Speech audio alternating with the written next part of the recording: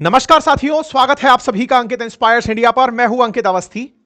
साथियों, इन दिनों भारत के अंदर एक बहुत बड़ा मुद्दा, अंतर्राष्ट्रीय मुद्दा, सदन का चलना, ये सब चल रहा है। डोनाल्ड ट्रंप का टैरिफ लगाना, प्रधानमंत्री का सदन में भाषण होना, पहलगाम के अंदर आतंकी जो थे उनका आतंकियों का मारा जाना, इन तमाम न्यूज के बीच में एक न्यूज और बड़ी है। वो न्यूज नहीं, असल मायने में हमारे देश के आधार स्तंभ, हमारे देश की सबसे बड़ी रीढ़, मजबूत हड्डी, छात्रों से जुड़ी बात है। छात्रों से जुड़ी बात आज मैं आपके साथ क्यों कर रहा हूं? असल मायने में अभी मेरे कुछ साथी मित्रों के ऐसी तस्वीरें और वीडियो सोशल मीडिया पर वायरल हो रही हैं, हमारे साथी शिक्षकों की, जिन्हें देख करके मन में काफी शोक है, मतलब मन स्तब्ध है। और इस बात के लिए कि ये हमारे कुछ साथी शिक्षक आज छात्रों की मांग को लेकर दिल्ली में थे, जिन्हें पुलिस के द्वारा इस तरह से मिसबिहेव करके बस में बिठाकर ले जाया गया जैसे कि ये कुछ अपराधी हों। टीचरों के साथ जो बर्ताव हो रहा था वो कुछ इस तरह का था।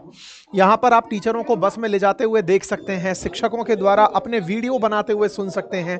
राकेश यादव सर, ये नैया पार वाले हमारे सर, जो तमाम टीचर जो आपको दिखाई दे रहे हैं, यहाँ अभिनय सर, ये सभी छात्र जितने, मतलब शिक्षक आपको दिखाई दे रहे हैं, ये सभी शिक्षक आज दिल्ली में छात्रों की मांग को लेकर उपस्थित थे। मुझसे भी कहा गया था कि आप यहां पर प्रेजेंट हो, लेकिन जैसा आप सभी देख रहे थे कि इन दिनों हमारे लिए दिन रात कुछ पता नहीं चल रहा है। इतने सारी न्यूज पर अपडेट आपको दिए रखना जिम्मेदारी बनाकर चल रहे हैं हम, कि उस पर एनालिसिस होते रहना जरूरी है और वो आपको पता भी रहे, क्योंकि बाजार का गिरना, बाजार का संभलना, ये सब हम लोगों के माध्यम से, क्योंकि हमारे कुछ मित्र यहां पर हैं तो कुछ मित्र पीछे हैं जो आपके साथ होकर के यहां पर चर्चा में हैं।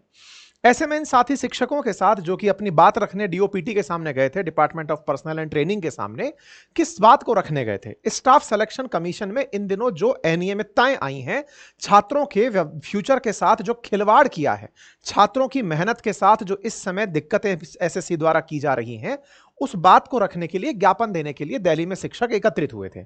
देश भर से बड़ी संख्या में टीचर यहां पर एकत्रित थे।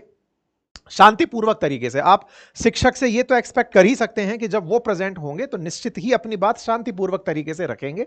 उनके अंदर ये बेसिक सेंस, सिविक सेंस तो रहेगा ही कि वो किसी भी व्यवस्था को विघ्न के रूप में ले जाने नहीं पहुंचे होते हैं। उनका उद्देश्य है कि हम आए हैं, आप हमारी बात स्वीकार करें। इस बात को करने भर तक के लिए जब वहां पहुंचे तो वहां पर टीचर्स के साथ बदसलूकी हुई। पुलिस के द्वारा यहां पर लाठी चलाया जाना मीडिया रिपोर्ट्स में कहा जा रहा है। साथ ही शिक्षकों के द्वारा वीडियो फुटेजेस बाहर निकल करके आ रही हैं। ये सब हो क्यों रहा था, अब आप इस विषय को भी जान लीजिए। असल मायने में जो आप नहीं जानते हो, अगर आप में से कुछ साथी हमारे, कि स्टाफ सिलेक्शन कमीशन क्या है, क्योंकि अंकित इंस्पायर इंडिया की ऑडियंस लगभग 50% वो भी है जो कि एग्जाम नहीं देती है। तो ऐसे में उनको भी ये पता रहे कि चल क्या रहा है छात्रों के साथ, और ऐसे समय पर जानना और ज्यादा जरूरी होता है जब एक तरफ तो हम ये बात कर रहे हो कि डोनाल्ड ट्रंप ने भारत के साथ ये कर दिया, अब हमें उठ खड़ा होना है, हमें उन्हें बता देना है कि हम क्या कर सकते हैं। लेकिन हमारे ही छात्र, हमारे ही युवा, हमारे देश की जो कर्णधार हैं, अगर वो खुद पीड़ित हैं तो उधर से वो लोग मारें और इधर से हमारे छात्र प्रताड़ित हो रहे हो, तो उनका भी जिम्मेदार पहचानना जरूरी है। अगर एसएससी इस एग्जाम को कंडक्ट कराती है तो ये सरकार के अधीन संस्था है, तो सरकार को अपनी जिम्मेदारी समझने की आवश्यकता है, डीओपीटी को अपनी जिम्मेदारी समझने की आवश्यकता है कि ये अल्टीमेटली ऐसा हो क्यों रहा है। अगर हम कूटनीतिक स्तर पर विदेशों से वार्ता करने की चर्चा करते हैं तो हम अपने देश के अंदर जो छात्र हैं, उन छात्रों के साथ क्या बर्ताव कर रहे हैं, उन छात्रों के लिए क्या कर रहे हैं, यह विषय क्यों उभरा। मैं अब आपको थोड़ा सा उस विषय पर लेकर चलता हूं कि क्यों अल्टीमेटली एसएससी एस्पिरेंट्स इस समय प्रोटेस्ट कर रहे हैं। क्यों वो ये कह रहे हैं कि हमारे सपने मजाक नहीं है, आप उन्हें झूठा मत मानिए, और अल्टीमेटली देश के युवाओं से ही तो देश का भविष्य बनता है। ऐसे में एसएससी स्टूडेंट्स के द्वारा एसएससी वेंडर फेलियर और एसएससी मिसमैनेजमेंट नाम से ट्विटर पर ट्रेंड कराया जा रहा है। हो क्या रहा है? स्टाफ सिलेक्शन कमीशन नाम से देश के अंदर एक संस्था है, एक सरकारी सिस्टम है जो कि विद्यार्थियों के लिए परीक्षा आयोजित कराता है। एक तरह से समझिए जैसे आईएएस बनाने के लिए यूपीएससी एग्जाम कंडक्ट कराता है, यूपीएससी द्वारा एनडीए सीडीएस के एग्जाम भी कंडक्ट कराए जाते हैं, तो जियो केमिस्ट के भी कराए जाते हैं, तो आईएएस के भी कराए जाते हैं, तो फॉरेस्ट सर्विसेज के भी कराए जाते हैं। ठीक उसी तर्ज पर एसएससी के द्वारा एग्जाम्स कंडक्ट करवाए जाते हैं, स्टाफ सिलेक्शन कमीशन। कौन कौन से एग्जाम होते हैं, कौन कौन सी योग्यताएं होती हैं, वो भी थोड़ा सा ब्रीफ में हम बता देंगे। लेकिन उस एग्जाम कंडक्ट करवाने वाली जो संस्था है, उससे जुड़ी अनियमितताएं इस समय छात्रों के भविष्य के साथ खिलवाड़ कर रही हैं।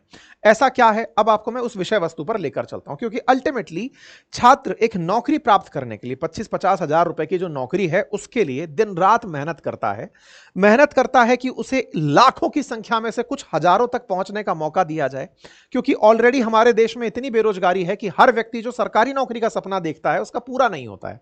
कुछ एक परसेंटेज में लोग सरकारी नौकरी में पहुंच पाते हैं।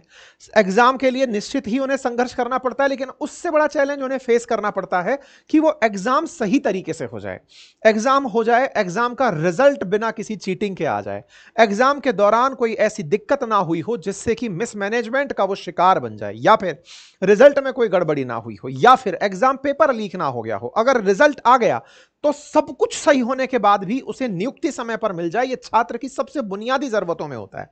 ऐसे में स्टाफ सिलेक्शन कमीशन ने छात्रों के साथ एक धोखा कर दिया है। स्टाफ सिलेक्शन कमीशन का नाम नया नहीं है, एसएससी पहले भी छात्रों के साथ इस तरह के बर्ताव के लिए जानी गई है। क्या पहले भी बहुत बार नॉर्मलाइजेशन को लेकर छात्रों के द्वारा प्रोटेस्ट हुए हैं कि सर आप हमारे साथ ऐसा कैसे कर सकते हैं। फेयर एग्जाम छात्रों की हमेशा मांग रही है। छात्रों ने कभी शायद ही इस विषय पर मांग उठाई हो कि हमारे लिए जितने लोग हम एग्जाम में बैठ रहे हैं उतनी ही सीटें कर दें। वो इस देश पर यह विश्वास रखते हैं कि हमारे देश की आर्थिक स्थिति जब अच्छी होगी तो निश्चित ही हमारे पास बेरोजगारी नहीं होगी। लेकिन आज जब हम बेरोजगार हैं, हम चाहते हैं कि आप हमें हमारी योग्यता के आधार पर हमें पद दे दीजिए। उस समय आपको पद देने में केवल एक एग्जाम फेयर करवाने की आपसे अपेक्षा की जाती है। दिन रात बच्चे मेहनत करते हैं। इसमें एक पक्ष और आएगा, क्योंकि यहां तक जो लोग सुन चुके हैं और जो लोग एग्जाम लिखते नहीं हैं उनके दिमाग में एक बेसिक पक्ष यह आएगा, छात्रों के लिए जो शिक्षक संघर्ष में है वो केवल हीरो बनने के लिए ये काम कर रहे होंगे, उनकी महत्वाकांक्षाएं होंगी कि उनकी कोचिंगें चल जाएं। देखिए ऐसा है, किसी ना किसी को तो इस बात को लेकर आगे निकलना था। विचार कीजिए, लाखों की संख्या में छात्र परीक्षा देते हैं।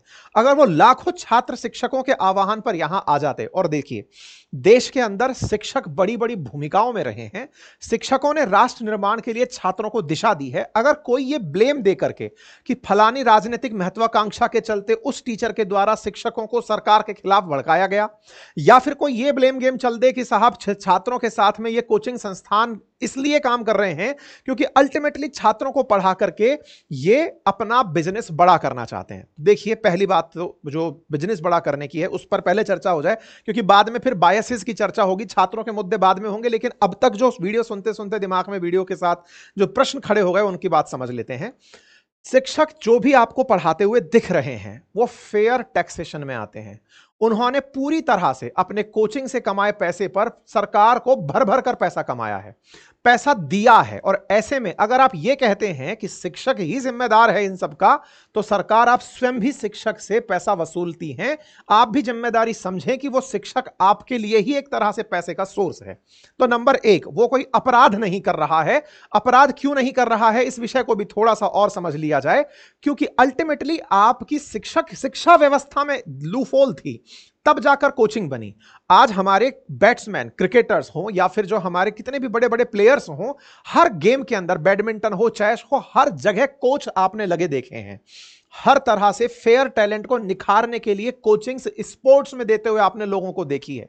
यही कारण है कि शिक्षा व्यवस्था में कोचिंग एक पैरेलल इकोनॉमी बनकर खड़ी हो गई, जहां स्कूल कॉलेजेस के साथ कोचिंग साइड बाय साइड इनसे बड़ा भी स्थान प्राप्त कर ले गई। मैं कोचिंग सही है या गलत इस पर आपको तर्क वितर्क नहीं कर रहा हूं। तर्क सिर्फ इतना है कि कोचिंग का होना, अगर शिक्षा व्यवस्था सही रही होती, आपने फेयर एजुकेशन सिस्टम दिया होता, सब कुछ ही सही होता, तो कोचिंग क्यों ही एग्जिस्ट करती, और क्यों ही टीचर जो यहां पर टीचर आजकल पढ़ाई पढ़ा रहे हैं वो सब कुछ ना कुछ बढ़िया एग्जाम खुद पास करके बैठे हैं। आप लोग कह सकते हैं कि साहब वो तो लाखों कमाते हैं, तो आइए आप भी शिक्षक बन जाइए और कमाइए लाखों। इतना आसान नहीं है। हमारे देश के अंदर जहां नौकरी सरकारी पाना मुश्किल है, वहां पर इतने सारे छात्रों की एस्पिरेशन पर खरा उतरते हुए चुनिंदा टीचर्स तक पहुंचना भी एक चैलेंजिंग टास्क है। तो दूसरे के हाथ में कुल्हाड़ी देखकर यह ना समझे कि यह बहुत आसान काम है।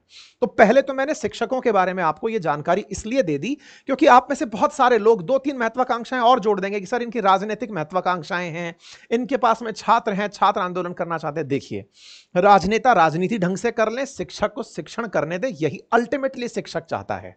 उन्हें चाहिए कि अच्छे से बच्चा पढ़ने को मिल जाए, हम पढ़ा के खुश हैं। रही बात राजनीति की, तो राजनीतिक मोर्चे पर जब वो उतरेंगे तो चोरी छुपे नहीं उतरना उनको, वो चौड़े दहाड़े उतरेंगे कि लो आ गए राजनीति में, ठीक है। तो इस विषय को मिक्स करके छात्रों के आंदोलन को कमतर ना आके, तो ये तो मैंने आप सबको वो थॉट दे दी, क्योंकि हो सकता है कि कुछ तस्वीरें देखकर आप कहें कि सर इनकी तो राजनीतिक महत्वाकांक्षा है, तो डरपोक थोड़ी है यार, वो आ जाएंगे खुल करके, इस चीज के लिए भी आना होगा। और गुनाह नहीं है ना, शिक्षक अगर उतरकर राजनीति में आता है तो कम से कम कोई पढ़ा लिखा आदमी जिसने लाखों लोगों को पढ़ाया लिखाया है, वो अगर राजनीति में आता है तो कोई दोष नहीं है। हम तो क्रिमिनल्स को राजनीति में देखते हैं, मर्डरर्स को देखते हैं, भ्रष्टाचारियों को देखते हैं, जो अपनी काउंटिंग में ही ये लिखा रहे होते हैं कि इतने हमने भ्रष्टाचार किए। क्या मतलब है उन सब का, है ना। तो इन सब चीजों की बहस से परे हटकर राजनीति कोई गुनाह नहीं है, अगर वो कर रहे भी हैं तो करने दीजिए, राजनीति भी उन्हें मुबारक। अब आते हैं मूल मुद्दे पर, छात्रों के मुद्दे पर, क्योंकि इन सब के बीच में थोड़े दिनों में क्या होगा कि इन सबको देख करके दो चार जगह लोग आपको कहते मिल जाएंगे राजनीति से प्रेरित हैं, कोचिंग के लिए प्रेरित हैं, तो कोई गुनाह नहीं है ना। आइए अब आगे बढ़ते हैं, मुद्दे पर तो पहुंचिए, छात्रों का मुद्दा क्या है वो जान लीजिए। असल में हुआ क्या है कि हमारे जो एसएससी एस्पिरेंट्स हैं, जो छात्र हैं, वो परीक्षाएं देने के लिए आवेदन करते रहते हैं एसएससी के द्वारा। एसएससी कंबाइंड सीजीएल का एग्जाम, सीएचएसएल का एग्जाम, मल्टीटास्क, ये तमाम प्रकार के एग्जाम एसएससी के द्वारा लिए जाते हैं। अलग अलग एग्जाम की क्वालिफिकेशन, 12th पास, ग्रेजुएशन, इस तरीके से लिए जाते हैं।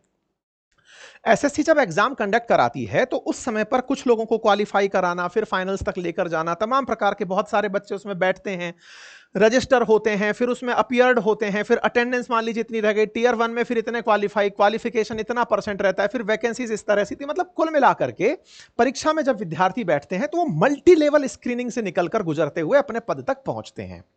ऐसी ही एक एसएससी की परीक्षा होनी थी फेज 13 के नाम पर। परीक्षा को आयोजित होना था 2423 पदों के लिए, और वो परीक्षा आयोजित होनी थी 23 जून से। प्रेस एसएससी के द्वारा अपनी तरफ से एप्लीकेशन प्रोसेस चालू किया गया था 23 जून से, और उस परीक्षा के अंदर 2423 पदों के लिए भर्ती किया जाना था। Last date of fees payment June 24 रखा गया था, और परीक्षा, माफी चाहूंगा 23 जून बोल दिया, 24 जुलाई से होनी थी एग्जाम की तिथि, और वो एग्जाम 24 जुलाई से चलकर अगस्त 4 तक होने थे। क्योंकि बहुत सारे बच्चे फॉर्म भरेंगे तो ऑनलाइन अगर एग्जाम लेना है तो सबका एक साथ ना हो पाए, इसलिए फेज वाइज एग्जाम्स को कराया जा रहा था अलग अलग तिथियों पर। तो यहां तक तो सारी बात ठीक थी, बच्चों के लिए पद थे, पद पे परीक्षा भरने जा रहे थे, फॉर्म भरा, प्रॉपर तरीके से सब चल रहा था। एग्जाम डेट्स आई कि इस बीच में एग्जाम कंडक्ट कराना है। एग्जाम कंडक्ट होना था एसएससी सिलेक्शन पोस्ट फेज 13 के लिए। इसमें recruitment authority staff selection commission ही था। सिलेक्शन पोस्ट पर बच्चों को लिया जाना था, 2423 पद थे। एग्जाम को ऑनलाइन होना था, 18 से 30 साल के बच्चों को अप्लाई करना था, और इसमें 10th 12th ग्रेजुएशन लेवल की क्वालिफिकेशंस जो थी इसके अंदर रिक्वायर की गई थी। चलिए साहब, अब इस परीक्षा को आयोजित कराने की एजेंसी होती हैं। जब क्योंकि परीक्षा ऑनलाइन कराई जा रही है तो ऑनलाइन में आपको कंप्यूटर पर बैठकर आंसर्स लिखने हैं, आंसर्स क्लिक करने हैं। तो विद्यार्थी जाकर के पहले एग्जाम सेंटर पहुंचेगा, अपने पर्सनल लैपटॉप से नहीं, एग्जाम सेंटर में उसे लगे हुए कंप्यूटर्स दिए जाते हैं, जहां बैठकर उसे क्वेश्चन सामने रिफ्लेक्ट होंगे, वो आंसर वहीं से क्लिक करेगा और आंसर क्लिक होकर के सबमिट हो जाएगा। इस तरह से ऑनलाइन परीक्षा का आयोजन होना था। फेज 13 की परीक्षा का आयोजन होना था। परीक्षा आयोजन होना है तो बच्चों को एग्जाम सेंटर पहुंचना था।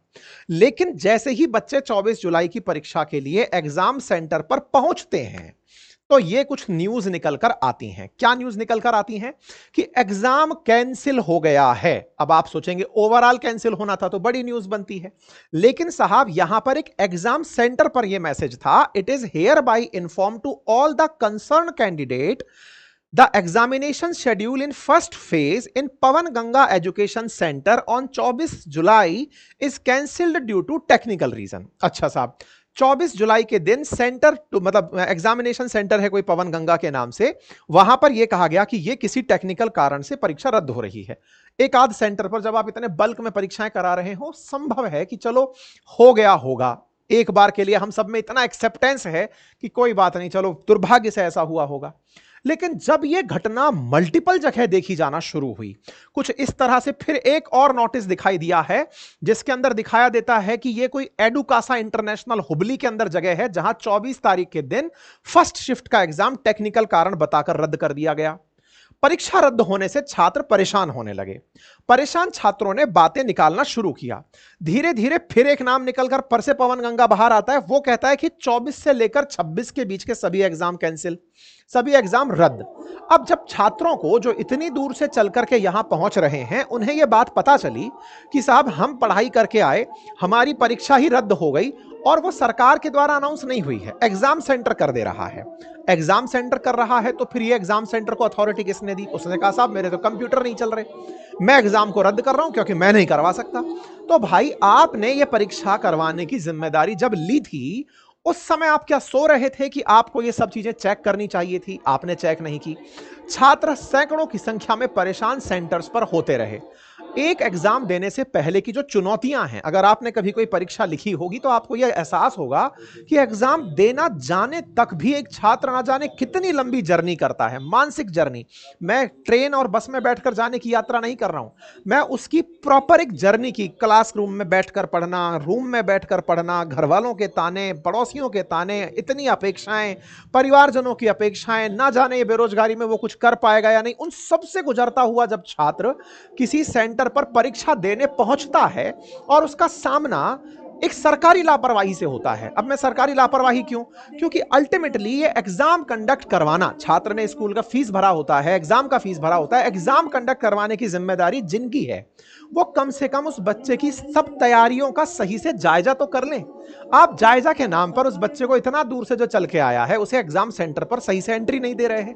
जिन एग्जाम सेंटर्स में वो बैठ रहा है वहां कंप्यूटर काम नहीं कर रहे, विद्यार्थियों के द्वारा अपने द्वारा वीडियोस बनाए गए, अपने द्वारा सारी की सारी ये चीजें निकाल कर दी गई कि साहब हमारे साथ ये असुविधाएं हो रही हैं। छात्रों के द्वारा असुविधाएं, छात्रों की परेशानियों से सब लोग परेशान होने लगे और परेशानी में छात्रों के समर्थन में शिक्षक उतर कर आए कि आप ऑलरेडी इतना सफर कर रहे हैं, इतना एग्जाम आप लोग दूर दूर जाके सेंटर पर दे रहे हैं, परेशानियों से आपका वास्ता पड़ रहा है, तो आप लोग बस तैयारी करते रहिए। चूंकि आप परेशान हैं, क्योंकि शिक्षकों जो छात्र हैं उनकी सबसे पहली उम्मीद शिक्षक से होती है कि साहब आप हमारी इस बात के लिए हमारी बात उठाइए, आप इस विषय को हमारे किसी ना किसी मंच पर बता दीजिए कि हमारे साथ असुविधा हो रही है। क्योंकि उसने अभी दुनिया नहीं देखी है, वो तो केवल अपना स्ट्रगल देख रहा है। बमुश्किल वो एग्जाम सेंटर तक पहुंचा है ताकि बस खूबसूरती से अपना एग्जाम लिख करके अपना भविष्य बना ले। ऐसे में शिक्षकों से बच्चों की जो अपेक्षाएं हैं उससे प्रेरित होकर के शिक्षकों ने अपने स्तर पर यह तय किया कि चलिए हम लोग खुद जाकर सरकार को बताते हैं कि बच्चों के साथ दिक्कत क्या हो रही है। ये मान सकते हैं कि सरकार को बहुत सारी चुनौतियां हैं, 140 करोड़ की आबादी में सरकार को अगली बार चुनाव भी लड़ना होता है, अपनी कॉन्स्टिट्यूएंसी बचानी है, ना जाने कितने लोग अपेक्षा कर कर उनसे बैठे हैं, उनकी पूर्ति करनी है। लेकिन सरकार, आप सरकार में आए भी इसीलिए थे कि आप हमसे उम्मीदें रखिए। छात्रों से कहा कि आप हमसे उम्मीदें रखिए, हम सबसे कहा, रोजगार वालों से कहा, सब लोगों से कहा कि आप हमसे उम्मीदें रखिए ना भाई, तभी तो आपको हमने सरकार में पहुंचाया। जब आपसे उम्मीदें रखी गई, छात्रों ने शिक्षकों से कहा कि आप जाइए, क्योंकि आप हमारी बातें पहुंचा सकते हैं और आपके नेतृत्व में जब बातें होंगी तो कोई असुविधा नहीं होगी। शिक्षक आज पहुंचे थे, लेकिन उनके साथ जो हुआ वो आपके सामने है, जो मैंने शुरुआत में तस्वीरों में दिखाया। एक छात्र का वीडियो और बाहर आया जिसमें वो बच्चा कह रहा है कि मैं राजस्थान का रहने वाला हूं, अंडमान में सेंटर दे दिया गया। तो ऐसे में छात्रों ने अपने स्तर पर मांग उठाना शुरू किया, कहा कि भाई कहीं माउस नहीं चल रहा है, कहीं इन्विजिलेटर अपनी ही मस्ती में व्यस्त हो रहे हैं, सर्वर क्रैश हो जा रहा है, 500,000 किलोमीटर दूर परीक्षाएं हो रही हैं, कोई सिक्योरिटी चेक नहीं है, तो पेपर लीक क्यों ना हो, ये तमाम बातें बनती हैं। इसी को ध्यान में रखते हुए छात्रों ने मांग उठाना शुरू किया कि साहब एसएससी वालों कम से कम अपनी चीजों को तो सुधार लो। अब छात्रों के साथ साथ छात्र जो हैं वो इस विषय तक भी पहुंच गए कि ये सारी परेशानियां आ क्यों रही हैं। ये बिल्कुल देखिए, आज इंटेलिजेंट युग है, वो ये समझता है कि परेशानियां हैं तो परेशानी की जड़ तक पहुंचते हैं। बच्चे खुद परेशानियों की जड़ तक पहुंचे, शिक्षकों ने उनका साथ दिया, मार्गदर्शन दिया, उन तक पहुंचे तो यह जानकारी मिली कि इस बार जो एग्जाम कंडक्ट कराने वाली संस्था है वो टीसीएस नहीं है। अब आप पूछेंगे टीसीएस तो एक प्राइवेट संस्था है, बिल्कुल, लेकिन यह लंबे समय से बच्चों की ऑनलाइन परीक्षा आयोजित करा रही है। इस बार टीसीएस की जगह एडुकिटी नाम की एक और संस्था को काम दे दिया गया, क्योंकि सरकार जब एग्जाम कराती है तो ऑनलाइन लेवल पर एग्जाम कराना सरकार के लिए मुश्किल होता है, तो वो आउटसोर्स कर देती है कामों को। आउटसोर्स करने पर टीसीएस नाम की जो कंपनी है, टाटा कंसल्टेंसी, वो पहले एग्जाम कंडक्ट कराती थी, बड़ा फेयर तरीके से एग्जाम कराने का प्रयास करती थी। लेकिन इस बार एडुकेटी नाम की संस्था को यह टास्क दे दिया कि आप एग्जाम कंडक्ट करा लीजिए। अच्छा साहब, अब आप पूछेंगे कि इसमें क्या दिक्कत है। दिक्कत यह है कि एडुकेटी इस परीक्षा को सस्ते दाम पर करा रही थी। आप पूछेंगे अच्छा इसमें भी दिक्कत है, सरकार अगर सस्ते में करा ले तो दिक्कत, महंगे में करा ले तो दिक्कत। अब दिक्कत क्या है वो सुनिए। असल मायने में क्या है, आपको एग्जाम कंडक्ट कराना है तो इसके लिए सरकार के सामने आपको आवेदन देना पड़ता है कि साहब हम एग्जाम देना चाहते हैं, मतलब हम एग्जाम कराना चाहते हैं, तो आप हमें इस काम को करने की इजाजत दें। इसके लिए सरकार ने एक मॉडल बनाया हुआ है, that is quality cost based selection. इसके आधार पर बिडर्स को, यानी कि आपको लगता है कि टीसीएस की तरह आप काम कर सकते हैं तो आप जाके खड़े हो जाइए। तो एडुकेटी नाम की संस्था टीसीएस के सामने जाकर खड़ी हुई और उसने कहा कि मैं ये सारे एग्जाम 273 करोड़ रुपए लेकर करा दूंगा। वहीं टीसीएस ने कहा कि वो 450 करोड़ रुपए लेकर के ये काम करवाएगा। ये आपके सामने वो बिडिंग के कागज हैं जो 273 वर्सेस 487 वर्सेस 462, 3 संस्थाएं निकलकर आई। एडिक्विटी ने लगभग आधे दाम मांगे। सरकार ने कहा वाह ये तो बहुत अच्छी बात है, तुम आधे में ही काम कर रहे हो तो तुम हमारी उन शर्तों पर, क्वालिटी कॉस्ट बेस्ड सिलेक्शन, मतलब क्वालिटी भी देखेंगे, कीमत भी देखेंगे और उस आधार पर तुम्हारा सिलेक्शन करेंगे। तो एडुकेटी को सेलेक्ट कर लिया गया 273 करोड़ के लिए। अब ये क्यूएसबीएस मॉडल क्या है? असल मायने में जब भी किसी तरह से सरकार को टेंडरिंग करनी होती है तो कुछ ऑप्शंस लिए जाते हैं, जैसे क्यूएसबीएस मॉडल है, क्यूबीएस मॉडल है, एलसीएस मॉडल है, एफबीएस मॉडल है। ये तमाम वो मॉडल्स हैं जिनके माध्यम से एग्जाम कंडक्ट करवाया जाता है। एग्जाम कंडक्ट कराने के, माफी चाह रहा हूं, बिडिंग करवाई जाती है। उसमें कहीं पर कॉस्ट देखी जाती है, कहीं पर क्वालिटी देखी जाती है। क्यूबीएस मॉडल के अंदर क्वालिटी को फोकस किया जाता है, लेकिन चूंकि यहां पे क्यूसीबीएस मॉडल था, कॉस्ट भी देखनी थी, तो एडुकेटी को ले लिया। तो बोले सर इसमें तो कोई गलती नहीं करी। गलती क्या हुई अब वो सुनिए। असल मायने में एडुकेटी जो है ना, ये पहले भी विवादों में रह चुकी है। एडुकेटी 2020 के अंदर तो बार ही कर दी गई थी, क्योंकि बहुत सारी परीक्षाओं में इसकी वजह से धांधली पाई गई थी। धांधली पाई गई थी, टेक्निकल फेलियर पाए गए थे, लॉजिस्टिक मिसमैनेजमेंट पाया गया था और यह तक माना गया था कि यह सस्पेक्टेड पेपर लीक से भी जुड़ी हुई है। मध्य प्रदेश पटवारी परीक्षा, महाराष्ट्र एमबीए सीईटी और कई स्टेट लेवल रिक्रूटमेंट एग्जामिनेशंस में इसके साथ नाम जुड़ा कि क्वेश्चन पेपर लीक हो गया हो, लास्ट मिनट पर कैंसिल मार दिया हो, मास मिसकम्युनिकेशन कैंडिडेट के साथ हुआ हो। इन सब के लिए एडुकेटी की चर्चा रही। ट्विटर का जो ग्रॉक है उससे जब ये जानकारी मानी गई, हालांकि मैं इसकी सत्यता प्रमाणित नहीं करता हूं, लेकिन ग्रॉक ने भी सर्च करके ये कहा कि 4 प्रमुख परीक्षाओं में इसका नाम जुड़कर आया है, एडुकेटी का नाम, कि ये परीक्षाओं में धांधली रही या फिर मिसमैनेजमेंट रहा। अब ऐसी संस्था जिसके बारे में दुनिया भर के बच्चों को पता है कि ये गलती कर रही है, उसे सिलेक्शन करने वाले क्यूसीबीएस मॉडल के तहत नहीं पहचान पा रहे कि इसकी क्वालिटी पुअर है, तो केवल कॉस्ट पर जाने का फिर से दिमाग में टेंशन ये आता है कि कहीं ऐसा तो नहीं है कि ये आधे दामों में कराकर असल में पैसा कहीं और से कमा रहा हो। और से कहां?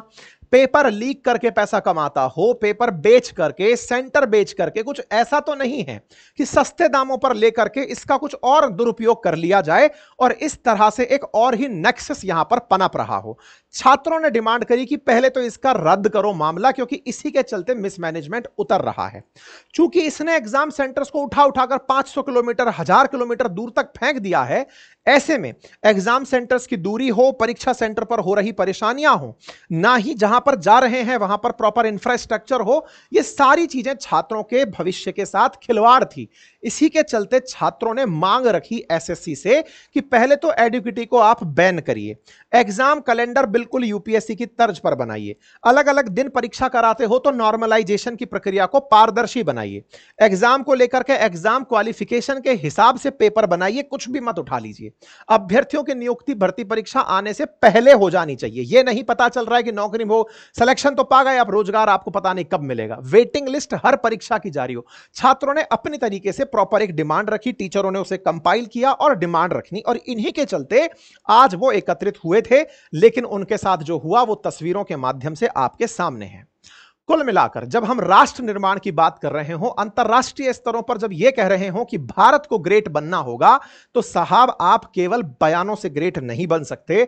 आपको देश के अंदर जितने भी वर्ग हैं, चाहे वो किसान हो, चाहे वो छात्र हो, चाहे वो व्यापारी हो, चाहे वो कर्मचारी हो, आपको उनके हितों का ख्याल रखते हुए चलना होगा, क्योंकि ईंट ईंट से ही महल खड़ा होता है, बूंद बूंद से घड़ा भरता है। ये सब चीजें हमें जानते हुए राष्ट्र निर्माण करना होगा। मेरी सरकार से और सरकार के जितने भी हित धारक हैं उन सबसे गुजारिश है कि ऐसा दुर्व्यवहार शिक्षकों के साथ सदा ही अनुचित है और अनुचित रहा है। नंबर दूसरा, कृपया करके छात्रों के भविष्य के साथ फिर से ऐसी लापरवाही ना हो। सरकार इस शुचिता की तरफ पूर्णता से ध्यान दे। हम सभी शिक्षकों की आप सबसे यही गुजारिश रहेगी। बहुत बहुत धन्यवाद। और जो साथी शिक्षक इस पूरे कार्य में हैं, मैं आप सबके साथ वहां पर प्रेजेंट नहीं हो पाया, लेकिन आपके साथ यहां पर प्रेजेंट होकर आपकी बातें जो छात्रों से संबंधित रही हैं, मैं अपने मंच से अगर कहीं तक पहुंचा सकता हूं तो मुझे आप इसका अपना सहयोगी मान करके मुझे यह अवसर अवश्य दें। बहुत बहुत धन्यवाद।